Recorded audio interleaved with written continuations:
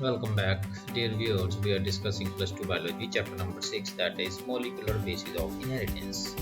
Today's topic is RNA, that is ribonucleic acid.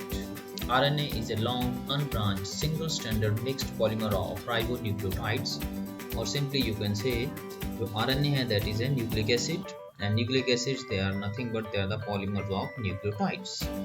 अब जो RNA है it is a mixed polymer of ribonucleotides. Each nucleotide is composed of further 3 smaller molecules, a phosphate group, a 5-carbon ribose sugar and a nitrogen containing base. ये हमने पहले भी इसकी चर्चा की है. The bases in RNA are adenine, guanine, uracil and cytosine. अगर हम इसकी DNA के साथ कंपैरिजन करें तो DNA में यूरासिल के स्थान पर थायमिन होता है और RNA में यूरासिल. DNA में शुगर जो होती है वो डीऑक्सीराइबोज होती है और RNA में जो राइबोज शुगर होती है. The various components are linked up as in DNA. तो जो ये डिफरेंट कंपोनेंट्स होते हैं इसके एक न्यूक्लियोटाइड के, इनकी जो लिंकेज है वो जैसे DNA में होती है वैसे ही RNA में होती है. There are 3 types of RNA in every cell. Generally 3 है, लेकिन इसके अलावा भी और बहुत सारे RNA होते हैं. तो जनरली हम यहाँ 3 की ही बात करेंगे. Messenger RNA, ribosomal RNA and transfer RNA. इसके अलावा जीनोमिक RNA जिसको जेनेटिक RNA भी बोलते हैं, स्मॉल न्यूक्लियर RNA है, स्मॉल साइटोप्लाज्मिक RNA है, माइक्रो RNA है, ऐसे और भी कई प्रकार के RNA होते हैं. लेकिन मुख्यतः जो प्रोटीन सिंथेसिस में जो इन्वॉल्व होते हैं वो यही है. तो इन तीनों को हम यहाँ पर डिस्क्राइब करेंगे. The 3 types of RNA are transcribed from different regions of DNA template. तो इनकी जो ट्रांसक्रिप्शन है, जो फॉर्मेशन है, आप ऐसा समझ लीजिए DNA टेम्पलेट से होती है. So first of all coming to messenger RNA. जैसा नाम वैसा काम, ये मैसेज लेके आता है DNA से, इसलिए इसको मैसेंजर RNA बोला है. It is also known as informational RNA और template RNA. It is a long, simple, straight and uncoiled RNA which constitutes only 5% of total RNA. It is named messenger RNA because it brings coded information from DNA to form polypeptides.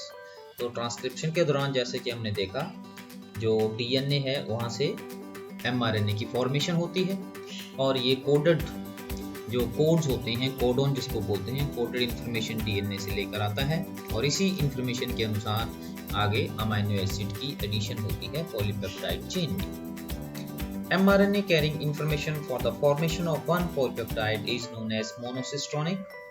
एक ही polypeptide की synthesis के लिए जिसमें information होती है उस mRNA को हम बोलते हैं मोनोसिस्ट्रोनिक. मोनो मीन्स सिंगल, सिस्ट्रोनिक का मतलब ऐसे जीन होता है, सिस्ट्रॉन का मतलब जीन भी बोलते हैं. While the one carrying coded message for 2 or more polypeptide is termed as polycistronic.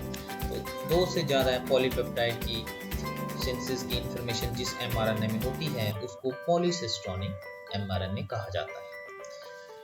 तो यहाँ हम डायग्राम देखेंगे प्रोकैरियोटिक और यूकैरियोटिक की mRNA की. पहले प्रोकैरियोटिक RNA की बात करेंगे. इसमें यहाँ पर ये स्टार्ट कोडोन है. स्टार्ट कोडोन जो है ये AUG होता है. AUG codes for methionine and GUG. अगर AUG नहीं होगा तो GUG होगा. तो GUG अगर होगा तो that will code for valine. उसके बाद प्रोटीन कोडिंग रीजन होगा सारा. उसको आ जाए स्टॉप कोडन. जो नॉनसेंस कोडन होते हैं यहाँ पर पाए जाते हैं. तीनों में से कोई भी हो सकता है. UAA, UGA एंड UAG, इन तीनों में से यहाँ पर कोई भी हो सकता है स्टॉप कोडन. और 5' एंड की अगर हम बात करें तो इस तरफ को यहाँ शाइन डालगार्नो सीक्वेंस होती है. और ये स्टार्ट कोडन और स्टॉप कोडन के बाद, यहाँ स्टार्ट कोडन से पहले और स्टॉप कोडन के बाद अनट्रांसलेटेड रीजन होते हैं. They are the additional sequences before the initiation of start codon and beyond the stop codon of an mRNA which are not translated. तो इनकी ट्रांसलेशन नहीं होती है, इसलिए इनको अनट्रांसलेटेड रीजन कहा जाता है. उसके बाद अगर हम यूकैरियोटिक mRNA की बात करें तो वहाँ पर जो 5' एंड है यहाँ पर 5' कैप होती है. 5' एंड के ऊपर एक कैप होती है. उसके बाद अनट्रांसलेटेड रीजन है, फिर स्टार्ट कोडन है, फिर प्रोटीन कोडिंग सेगमेंट है, फिर स्टॉप कोडन, बाकी सब जैसा रहता है. और 3' एंड के ऊपर पॉली ए टेल होती है. तो ये mRNA की स्ट्रक्चर है। नेक्स्ट इज राइबोसोमल आरएनए और rRNA। जैसा नाम वैसा काम, ये राइबोसोम में पाया जाता है, इसलिए इसको राइबोसोमल आरएनए कहा जाता है। It occurs inside ribosomes. A ribosome has two subunits, larger and smaller. जो लार्जर यूनिट होता है, ये यूकैरियोट की बात करें तो उनमें 60s और प्रोकैरियोट्स में 50s होता है, और स्मॉलर यूनिट जो है वो यूकैरियोट्स में 40s होता है, और स्मॉलर यूनिट जो है वो 30s होता है। S का मतलब है स्वीडबर्ग यूनिट। सेडिमेंटेशन कोफिशिएंट होता है, मींस कितना टाइम लगता है उसको सेडिमेंट होने के लिए इस यूनिट को ड्यूरिंग सेंट्रीफ्यूगेशन, तो उसी के हिसाब से इसको हम यहाँ पर S लिखते हैं। इस सेल वाले चैप्टर में इसकी हमने चर्चा की थी पहले। rRNA occurs in both the subunits where it lies coiled in between and over protein molecule. दोनों subunits में पाया जाता है।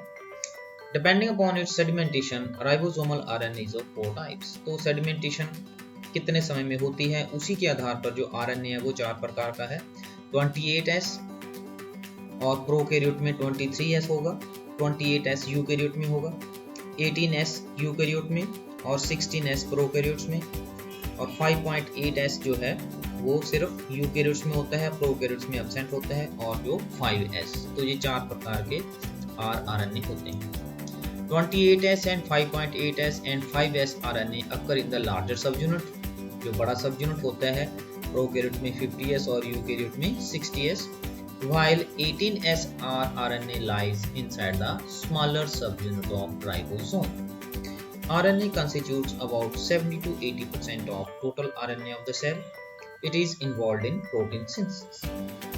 अब अलग अलग rRNA जो होते हैं उनके स्पेसिफिक फंक्शंस होते हैं। जैसे 5S rRNA provides binding site to tRNA, while one end of 18S rRNA has similar site for messenger RNA. तो अलग अलग rRNA का फंक्शन भी अलग अलग होते हैं, स्पेसिफिक होते हैं। Next is coming to third type, that is transfer RNA, the adapter molecule. इसको adapter molecule भी बोलते हैं because it brings the amino acids to the site of their addition. It is also known as sRNA or soluble RNA.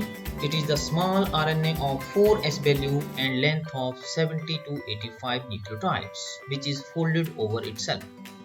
Many nitrogen bases are modified. तो इसमें बहुत जो nitrogen bases होते हैं वो मॉडिफाइड किए होते हैं। The folding of tRNA forms clover-like or L-shaped structure. यहाँ पर हम इसकी स्ट्रक्चर देखें अगर tRNA की, तो ये इसका 3' एंड है, यहाँ पर CCA सेगमेंट है, और यहाँ अमीनो एसिड अटैचमेंट साइट है, इसके अपोजिट ये 5' एंड है, और इसके अलावा यहाँ पर ये 2 लूप हैं। यहाँ पर amino acyl tRNA synthetase binding loop है, ये यहाँ पर ये एंजाइम बाइंड करता है, डाईहाइड्रोयूरासिल लूप है, DHU का मतलब डाईहाइड्रोयूरासिल, और amino acyl tRNA synthetase binding loop बोलते हैं इसको। इसके ऑपोजिट है यहाँ पर ये है राइबोसोमल बाइंडिंग लूप, यहाँ पर राइबोसोम आके बाइंड करता है, इसको T-साइसी लूप भी कहा जाता है। और इसके अलावा ये इसकी जो साइट है ये है एंटीकोडन लूप, यहाँ पर एंटीकोडन होता है जो कि mRNA के ऊपर जो कोडन होता है उसके साथ इसकी मैचिंग होती है। अगर ये मैच करे उसके साथ कोडन और एंटीकोडन की अगर मैचिंग होगी तभी ये जो अमीनो एसिड होएगा यहाँ पर इसकी एडिशन होगी। तो ये ट्रांसफर RNA की स्ट्रक्चर है, इसको आपने बिल्कुल अच्छी तरह से समझना लेना है और इसको लर्न कर लेना है। tRNA has 2 recognition sites, anticodon complementary to codon of mRNA and amino acid binding site. तो 2 recognition site होती है जैसा हमने डायग्राम में देखा, anticodon और amino acid binding site. 5' end lies opposite to 3' end and contain guanine. tRNA contains 2 loops for attachment, for attaching to ribosome, and dihydrouracil loop for binding with amino acyl tRNA synthetase और amino acyl activating enzyme, जैसे कि हमने diagram में देखा। tRNA take part in transferring amino acid from cellular pool to ribosome for polymerization to form polypeptide as per transcribed code present over mRNA. तो mRNA के ऊपर जिस प्रकार से कोड होता है जेनेटिक कोड, उसी के अकॉर्डिंगली जो tRNA है वो अलग अलग अमीनो एसिड को लेके आता है और वहां पर उनकी एडिशन करता है, इसीलिए इसको अडेप्टर मॉलिक्यूल भी कहा जाता है। tRNA are specific for each amino acid For initiation, there is another specific tRNA that is referred to as initiator tRNA. There are no tRNAs for stop codon. तो stop codon के लिए कोई भी specific tRNA नहीं होता है. Stop codon जो होते हैं, they do not attract any amino acid वैसे भी, so they are nonsense codons, so they stop the process of protein synthesis or translation. तो आज की वीडियो में इतना ही. Thank you very much.